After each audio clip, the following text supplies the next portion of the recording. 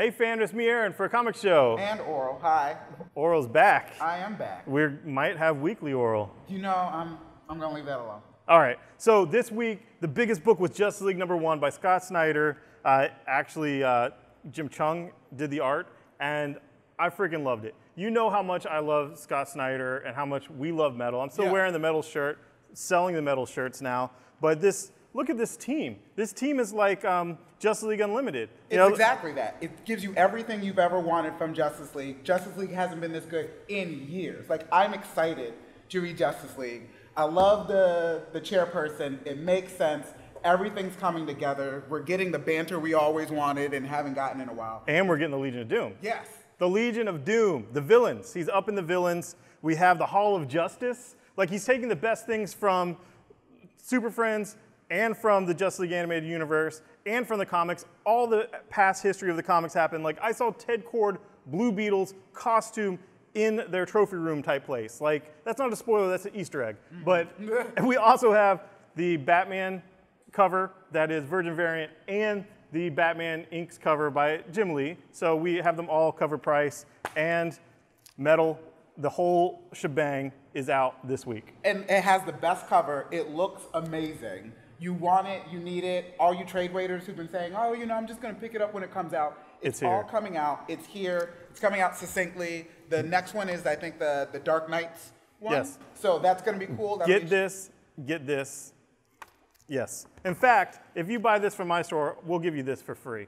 Like, so, right? Yeah, might as well. Okay, The Best Man. This was so freaking good. If you guys were complaining about Booster Gold, I loved how it ended. You know I love Booster Gold, but this is not any side story. This is full steam ahead to the wedding. If the wedding even happens because of this guy, the Joker, the whole issue is Joker. It's all Joker. It's Joker in this, like, cathedral. I'm not too sure about, like, religious places. So it could have been a church, could have been a steeple. Open it up, look all the dead people. It looked Catholic to me, but it could have been Lutheran. Okay. All right, so moving on. It might be the wedding, the place, the wedding venue. It could have been the wedding venue, but it starts in the middle of things, and it's just Batman and Joker having it out. Very psychological, very brutal, lots of action. Freaking loved it. It was great. Get it. Don't wait and just pick up 50. Pick up 48, 49, and 50. Yeah. And if you're a real fan that really wants more, Prelude to the Wedding have been great. The Ra's al Ghul, Damien was great, and this Hush. It's a really good Hush story. And, you know, it's hard to do Hush really well, but it's achieved here. It's awesome. I like succinct. The twist. It's one story with Hush. It could be the final Hush story ever. Sure, it won't be because it's DC, but it's a satisfying Hush story with a ridiculous twist that was like, you should have seen it coming. Yeah. I didn't see it coming. Neither did I. And it was a jaw dropper. And then finally for DC, Man of Steel, way better than our expectations with issue 1. Issue 2 was even better. This new villain, Ragazar, what is it, Shaka Khan? I don't know. Khan? Is he Lobo's granddad? Maybe. But I mean, he has the skin for it. He has a bike for it. But I really like this book. I'm on board for Bendis. I'm on board for Bendis now. Yeah. And then get this free, DC Nation. Get it. It's in all the stores. Free, kind of like Wizard Magazine, but with less dick jokes and less fart jokes and more DC. So check it out. We have Deadpool, written by Scottie Young. The baby cover guy. Yeah. He's been doing amazing things over at Image. We've seen him with I Hate Fairyland, yeah. The I Hate Image Free Comic Book Day special you probably could have gotten because it was free. Mm-hmm. This was my favorite. Did you read it? I did. Okay, because he wasn't necessarily going to read it because he doesn't necessarily like Deadpool. And I like Deadpool, like the movies a whole lot, and this was a whole lot like the movie. Yeah. All the references, there was some movie references that the movie didn't make towards things like Superman. Did you see the snapping neck? Yeah.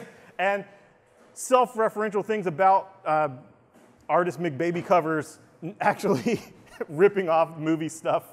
I enjoyed it. If you like Deadpool, you'll like it. I guarantee if you like Deadpool, even if you're a Deadpool fan that only liked the movies, you will still like it. I promise you. Scottie Young is the perfect choice for writer on this. It was great. Art was great too. We have my favorite book from Marvel this week, which is The Immortal Hulk. We've been waiting for it since, like, Avengers. That No surrender. There we go. Yeah, since they hyped up that Banner's back, but this is where he is. It is horror, it is suspense, it is grim, it is dark. It's everything you could want from like those old 70s like Hulk magazines. It's taking it back. It's super clean, gorgeous art. And it's, I don't want to say political, but it's topical.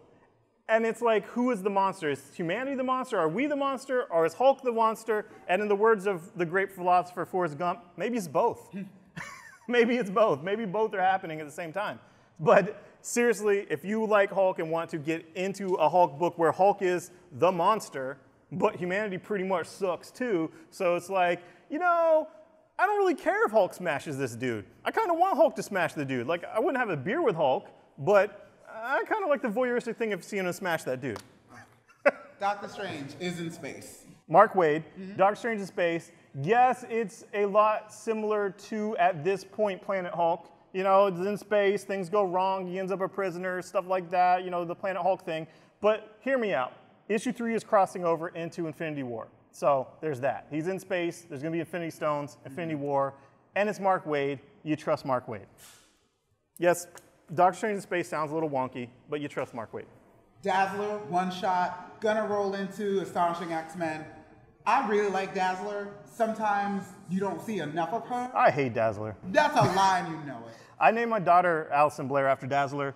She hasn't appeared much. I was kind of pissed when she wasn't at the bachelorette party. They mentioned like, oh, it'd be great if Allison was here. It's like, yeah, it would. What the hell?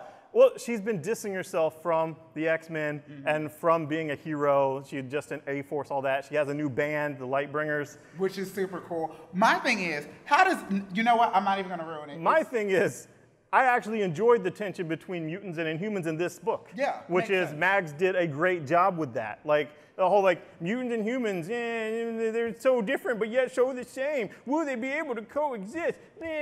No, this was good. This was solid. This dealt with issues that I could wrap my head around and really understand. I get the overtones, but it also sets up Dazzler for her role in Astonishing X-Men coming up in August by our favorite guy that's going to be writing Multiple Man. Okay, what I mentioned this, Charles Soule, Wolverine, I don't know. I love Charles Soule. I've had him sign here, love everything about him. But Jesus Christ, why is Wolverine's, he said this in an article just yesterday, Wolverine's coming back for the dead, and his claws are going to be hot when they pop out. And why? Why? Why? Just so they can make the hot knife through butter joke? Like, Jesus, that's going to be funny once. And I just ruined it. So, like, come on. Here we are. X-Men Red, it's been really bombastic at times. If you didn't read the annual, you should have, because it puts everything in perspective. I like it. I like where it's going. You just have to give it time to cook. And yeah, someone made the comment that Jean Grey seems to be acting a little out of character, and I would say maybe, yes, different, but if you've come back from the dead and saw the world how it is now, wouldn't you be possibly a little bit out of character? Yeah. Like, it's like, seriously? I've been dead this time, and this is where you guys, this is where you're at with mutant-human relations still? And this is what you're at with politics, and this is how much everyone hates each other? What the hell? But so, even if you're not reading this, pick it up at whatever store you're at and read the last page. That's the countdown to extermination, because that is WTF crazy. Then finally, indie stuff, we have to mention it. There's not much. Remender has more potty humor. That's my favorite stuff. Violence, butt stuff. I like it. And Walking Dead finale. I love Walking Dead. I think it's the 15-year reunion. Hopefully Robert Kirkman will invite me to whatever 15-year reunion party he has, after party at San Diego Comic-Con with a +1. Don't forget. I don't really need a +1. Okay. Don't forget, Best of Orlando is happening, the Orlando Weekly. We're in the running for Best Comic Shop in Orlando. Let's make it happen this year. Nomination phase ends the 10th, and we need to be nominated. Also, the Geekeasy, which we're in now, Geek Bar, Best Craft Beer Bar, tons of craft beer, way more than it used to have, and tell you that. And some handsome devil hosts karaoke here twice a week. Mondays from 7 to 1 and Fridays from 8 to 2. So I think that person deserves to win Best Karaoke in Orlando. Yes, Make that happen. oral while you're singing. It's good. Thanks, guys. Bye-bye. Bye.